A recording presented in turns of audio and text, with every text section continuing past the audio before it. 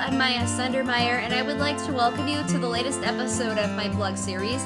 So far, I have been able to share my own experiences with you guys on what it's like for me to live with Asperger syndrome. A second thing that I do is I will give my 2 cents on what's going on with autism media. A third area entails providing tips and advice to those of you who are on the autism spectrum, as well as your friends and families, peers, mentors, professionals such as social workers, employers, job coaches, caregivers, ministers, and anybody in the community. And finally, I will cover topics on things that I'm passionate about that have absolutely nothing to do with autism. Now, before I get to the meat of this blog, I have 2 very important things to discuss. So first and foremost, please be sure to check out the link above. This is a TED Talk by another individual on the spectrum named John Hall, and he wrote a book called Am I Still Autistic? And a second thing that I would like to do is recommend that you guys check out my written blogs on WordPress.com. You can find that under helloworld240.wordpress.com. That's helloworld240.wordpress.com, and you can find the link below in the description. What I would like to do now is share my own experiences of what it was like to live with autism during my early years and sort of go over some of the points of view about autism during the 90s and during the early years, like my adolescence into my early adulthood, as well as talk about something quite inspirational. So first and foremost, I would like to mention that I was diagnosed in 1993 with PDD, or pervasive developmental delay, none other specified, and I was placed into a special education class, and during those years I hated to study, I disliked homework. So at first I liked the program because I didn't have to do homework and I didn't have to do much studying. It was all about goofing off.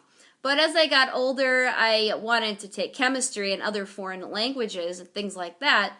Unfortunately, because I had an IEP, or an individualized education plan, my teachers determined that I couldn't go and take a class like French or a class like chemistry because of my IEP and the silly IQ tests. So they really looked at me like I was broken, and every time I wanted to take a course, I was denied. And it was around that time that my mother told me about a woman who lived on the autism spectrum, who was very mild like myself, and she happened to be one of the lucky folk that got a PhD with something with animals. And at that time, I thought this woman was a veterinarian. And my mom told me that when she got up to speak, she had asked people not to clap for her because it would be too much or too grating on her ears. And my attitude to that was, oh, gee, lucky her.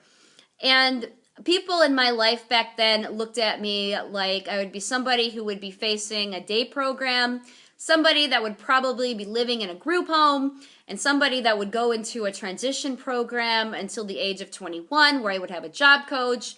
The other attitudes I received were the older she gets, the more help she will need. And it was just all this negative of Maya needs this and Maya needs that, and how I need to be under a guardianship, how they need to get me on Social Security, how it's unrealistic for me to go and think about a career because I have a disability. And I mean, this went on for many years, and it was during my second to the last year of high school that I ended up meeting a bus driver. And while all of these other things and all these other opinions were being shoved in my face, there was a lady that drove me to and from school, and she told me, and she's the first one who told me that I was not broken, and she thought that I seemed like somebody who was very smart. And that's another thing. People often told me that I was broken, but on the other hand, they also said, you know, you're really smart, you're really smart, you're really smart. But because they'd been told I was broken and because I hated to study, people gave up on me. And I also gave up on myself, and I wanted absolutely nothing to do with autism because I, quote, hated my disability, and I hated the idea of having a social worker. I hated the idea of having somebody telling me that I would be a janitor the rest of my life, or that I needed to live in a group home, and that my dreams of wanting a regular career was, quote, unrealistic. And so I had all these negative things for years and years. Well, post my high school years, I moved down to Atlanta in 2003, And it was during that time that I lived with my aunt.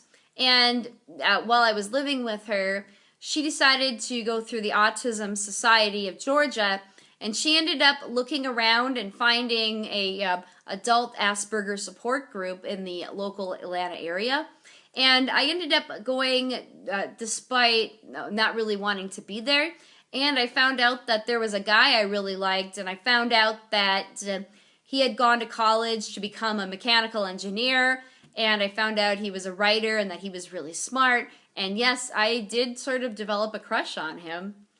But that's not the point of this blog. The point is, this individual was the first fellow that I met that went to a 4-year college and was able to succeed, and no doubt that somebody that was interested in math. So I found him to be rather attractive. And not only was this individual very inspiring, but it was that entire group.